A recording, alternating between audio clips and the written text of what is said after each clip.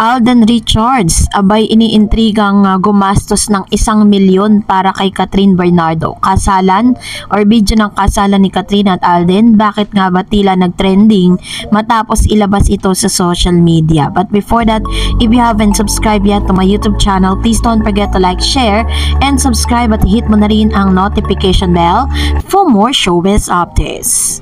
At ngayong araw, bago tayo magpatuloy, nais ko po muna magpasalamat of course sa inyong lahat for always watching and supporting this channel. Maraming salamat po.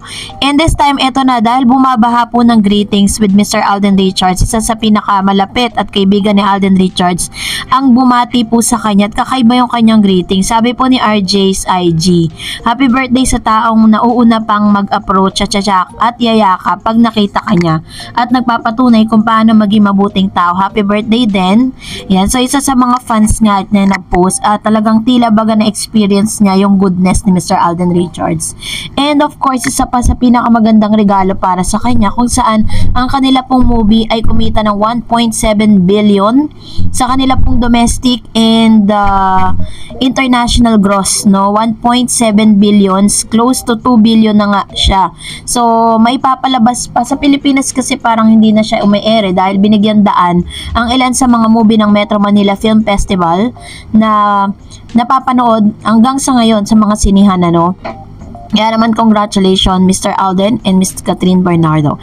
This time, eto na, dahil kalat na kalat sa social media ang ilan sa mga parang unseen footages dito po sa kanilang movie na Hello Love Again. Kinatuwaan ng ilang mga netizen ang ilang mga video clips na inilabas po ng ABS-CBN. Ito po yung sinasabi ni Direk Cathy Garcia Sampana na parang may mga tinanggal silang mga scene, no, na parang hindi na kailangan. So, kung matatandaan po ninyo, if you really watch that movie, nakita natin na kinasal sila in the end. At meron palang tagpo doon na talagang sayang hindi nga ipinalabas. So, ito yun. Panoorin natin yung behind the scene. Kita? Sorry, direct kiss na po, no? Sa cheek, kahit sa cheek lang. Ang kailangan ko lang yung pag-angat. Okay. So, yung malapit lang. Dali, ayan na! Nag-trending nga ang itong si Catherine at si Alden Richards, maging si Tisoy sa ano na to, sa senaryo na to, na para bang atat na atat si Mr. Alden Richards to kiss Miss Catherine. So kaya po talagang tuwan-tuwa ang ilan sa mga Katden fans ang lumabas ito. Pero alam nyo po ba na aside from those positive news, may mga negatibong naglalabasan pa rin na balita dahil si Alden Richards daw ay iniintrigang 1 milyon lang ang ginastos para po sa ambag sa movie kay Catherine Bernardo. Birthday ni Alden Richards ngayong araw ng January 2 at sa ibang bansa niya isinelebrate ang kanyang 33 birthday with his family. Ayon sa mga fans ng aktor, kahapon lang sila lumipad for his yearly birthday vacation at nakapag-celebrate pa ng New Year sa bahay nila sa Santa Rosa, Laguna with his relatives and childhood friends. Hindi na napuntahan ni Alden ang GMA New Year countdown ng ilan din namang hino-host niya. Tama lang na iba naman ang maging frontliner ng New Year's countdown for 2024 nga. Si Ruro Madrid ang naging frontliner. Tama rin na nagbakasyon muna si Alden dahil pagbalik niya, trabaho na naman ang haharapin nito at wala pang ina-announce ng GMA Network na bago niyang project at katatapos lang ng pulang araw. Magiging busy pa rin ang aktor sa Out of Order, co-produce and project nito ng kanyang Myrad Entertainment at Viva Films. Sa Netflix daw ang streaming nito this year. Of course, magiging busy rin si Alden bilang isang co-producer sa pelikong Death March na may international cast. Sa isang post ni Alden ang photo ng lead actor na si Scott Adkins. Nabanggit na thrilled to co-produce film that brings together talents from the Philippines, US, Europe, Australia, and Japan. Samantalang palaban naman ang mga fans ni Alden sa ibang mga tagahanga ni Catherine Bernardo. Ito'y pagkatapos kumita ng 1 billion plus ang Hello Love Again at binabash ulit si Alden. Balik sila sa akusasyong ginamit lang daw di umano ni Alden si Catherine para sa sarili niya. Tigilan na raw ni Tisoy sikat at kapuso star na lang siya dumikit.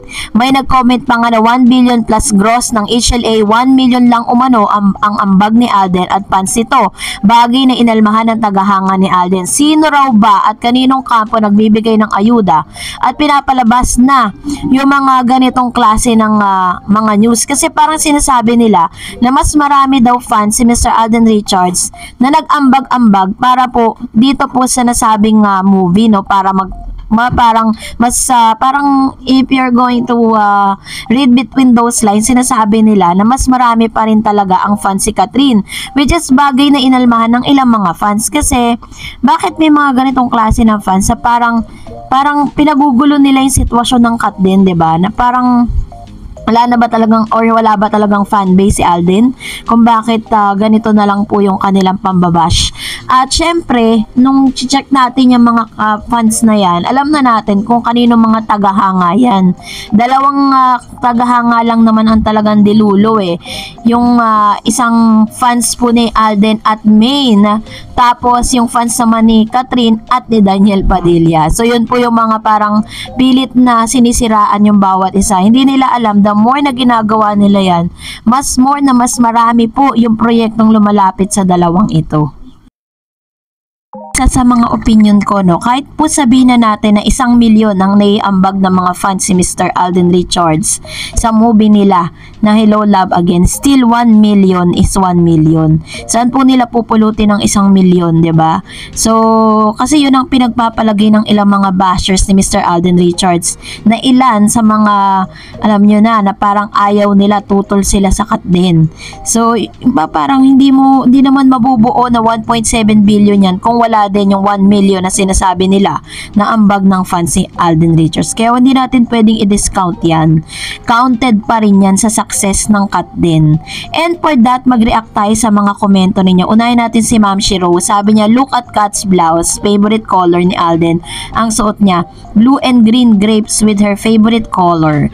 Diba? Yung tinutukoy po niya dito, yung suot ni Miss Catherine during sa New Year's Eve. Diba? Yung polka dots.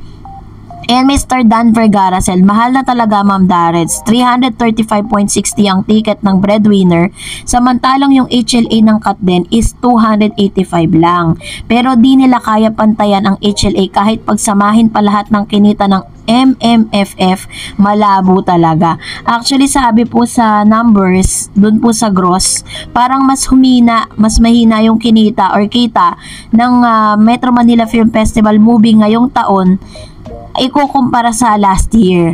Ang sabi ni Miss Geraldine Fabian, ipag-pray na lang natin na magiging sila dahil super bagay sila sa isa't isa. Deserve nila ang isa't isa. Huwag maniwala sa mga fake news. 'Di ba? So yun po yung pwede nating gawin. Let's pray let's pray harder.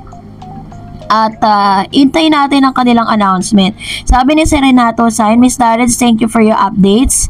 Galing ni Kat sa pagkain ng 12 grapes at favorite color pa ginamit, green. One thing I'm pretty sure.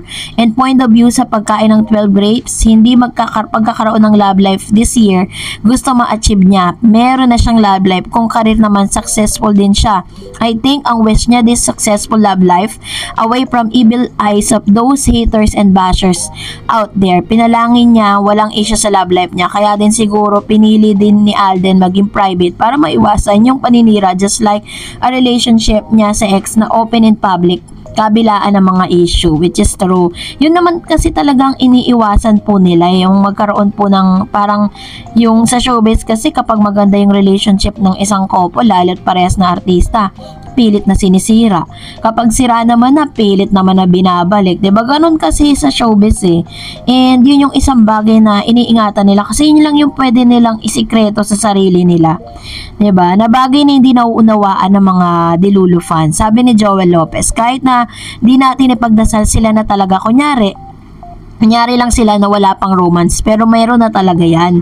Naniniguro lang si Kat o nag-iingat sa relasyon nila kasi ayaw na rin ni Kat na mawala pa sa kanya si Alden. Ito naman po yung opinion ni Mr. Joel. And Glenda Honorio, magandang screenplay ang need ni Alden and Kat. So kung sino man ang magbibigay ng magandang storyline para sa movie ni Tisoy at Attorney, which is true, diba? Deserve nila ng magandang screenplay at storyline kasi blockbuster actors and actresses sila, mga A-lister yan eh. And Ma'am Shiberji, hi Ma'am Dars, January 30, 2025, may FAMAS Award ata sa LA at baka pumunta si Miss Catherine and Alden doon sa LA kasi ang movie nila HLA sa isa sa list. Tapos sa January 27, 2025, may ganap din ata sa FAMAS Award din at abang-abangan na lang natin ang Kat din. I believe in relationship na sila sa private life. Miss you Kat din, Ma'am. Ayan. Thank you Ma'am Shi Berji Pamposa. Maganda po yung ano na to ha, info na to. So, mag-aantay tayo at ibibigay natin sa inyo yung pinakakabuuan ng updates na yan. Thank you, Ma'am Shiberji. And that's it for today. For more videos and updates, please don't forget to like and subscribe. And please don't forget to follow my Facebook page, Dar Eds TV. God bless everyone!